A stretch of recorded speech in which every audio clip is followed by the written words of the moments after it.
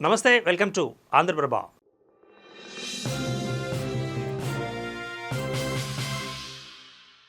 తెలంగాణ రాష్ట్రంలో పార్టీలు మారిన ఎమ్మెల్యేలకు సంబంధించిన అనర్హత పిటిషన్పై సుప్రీంకోర్టులో విచారణ జరిగింది. ఈ సందర్భంగా ఉన్నత న్యాయస్థానం పలు కీలక వ్యాఖ్యలు చేసింది. విచారణ సందర్భంగా సుప్రీం ధర్మాసనం కీలక వ్యాఖ్యలు చేసింది.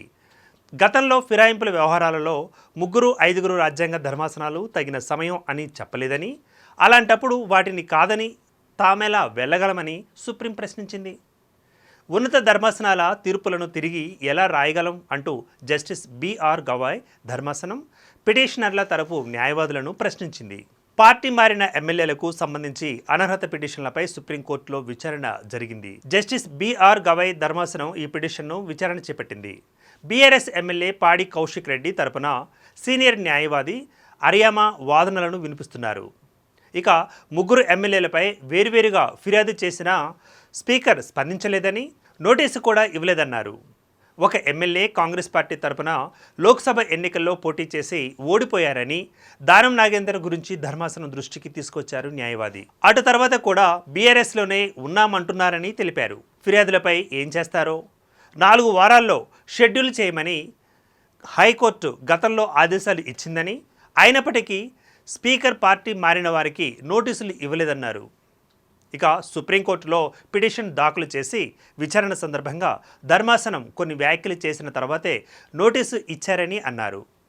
ఈ ఏడాది ఫిబ్రవరి 13న 3 వారాలలో రిప్లై ఇవ్వాలని స్పీకర్ నోటీసు ఇచ్చారని అన్నారు. ఇప్పటికీ 3 వారాలు అయిందని, ఆ 3 వారాలు నోటీసులు ఎటు వెళ్ళాయో తెలియదని కౌశిక్ రెడ్డి న్యాయవాది తెలియజేశారు. తాము ఫిర్యాదు చేసి దాదాపు ఏడాది పూర్తి అయిందని, ఇప్పటికీ స్పీకర్ షెడ్యూల్ కూడా చేయలేదని న్యాయవాది సుందరం కోర్టు దృష్టికి తీసుకువెళ్లారు. అయితే పార్టీ ఫిరాయింపులకు వార్షికోత్సవం అయిందా అని న్యాయమూర్తి జస్టిస్ గవాయ్ నవ్వుతూ చెప్పారు. స్పీకర్ క్వాష్ జ్యుడిషియరీ అధికారాలతో ఉన్నారని, రాజ్యాంగ పరిరక్షణకు కట్టుబడి ఉండాలని, రాజ్యాంగం కల్పించిన హక్కులు అధికారాలను కూడా పరిరక్షించాల్సిన బాధ్యత స్పీకర్పై కూడా ఉందని న్యాయవాది సుందరం అన్నారు.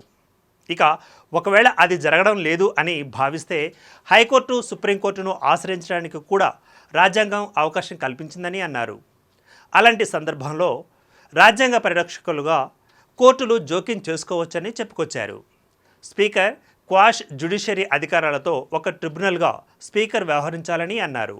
స్పీకర్ అధికారాల్లోకి వెళ్లాలని, ఆయన విధుల్లో జోక్యం చేసుకోవాలని కోరడం లేదని, కానీ రాజ్యాంగ విధులు నిర్వర్తించాలని మాత్రమే తాము కోరుతున్నామన్న న్యాయవాది సుందరం వాదనలు వినిపించారు. ఈ సందర్భంగా ధర్మాసనం కొన్ని కీలక వ్యాఖ్యలు చేసింది. గతంలో ఇలాంటి వ్యవహారాలలో 3-5 రాజ్యాంగ ధర్మాసనాలు కూడా స్పీకర్ను తగిన సమయం అని స్పష్టంగా చెప్పలేదన్నారు. అలాంటప్పుడు తాము వాటిని కాదని ఎలా ముందుకు వెళ్ళగలమని, ఉన్నత ధర్మాసనాల తీర్పులను తిరిగి రాయలేం కదా అంటూ జస్టిస్ గవాయ్ ధర్మాసనం అభిప్రాయం వ్యక్తం చేసింది.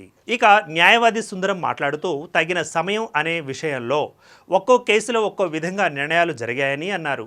కానీ 3 నెలల్లో నిర్ణయం తీసుకొని అమలు చేయాలని ఒక తీర్పులో సుప్రీంకోర్టు చెప్పిందని ధర్మాసనం దృష్టికి తీసుకువెళ్లారు ఆయన. గతంలో రాజేంద్ర సింగ్ రాణా కేసులో కోర్టు జోక్యం చేసుకుందని, కేవలం 4 వారాల్లోనే నిర్ణయం కూడా జరిగిపోయిందని తెలియజేశారు. రాజేంద్ర సింగ్ రాణా కేసులో 3 నెలలు కాదని 4 వారాలే అని స్పష్టం చేయడంతో అనర్హత వేటు పడిందని ఆర్యామ సుందరం వెల్లడించారు. మరో కేసులో తగిన సమయం అంటే నిర్ణయం స్పీకర్ మాత్రమే తీసుకోవాల్సి ఉంటుందని చెప్పిందని చెబుతూ పాడి కౌశిక్ రెడ్డి తరపున న్యాయవాది అరియామా సుందరం వాదనలను ముగించారు. అనంతరం తదుపరి విచారణను సుప్రీం ధర్మాసనం వాయిదా వేసింది. బీఆర్ఎస్ తరపు న్యాయవాదులు సుమారు 2 గంటల పాటు సుదీర్ఘంగా వాదనలను వినిపించారు. సుప్రీంకోర్టులో బీఆర్ఎస్ తరపు వాదనలు ముగియగా తదుపరి విచారణను ధర్మాసనం ఏప్రిల్ 2కు వాయిదా వేసింది. ఏప్రిల్ 2న స్పీకర్, అసెంబ్లీ సెక్రటరీ తరపున న్యాయవాదులు కౌంటర్ వాదనలు వినిపించనున్నారు. ఏం జరగనుందో వేచి చూద్దాం.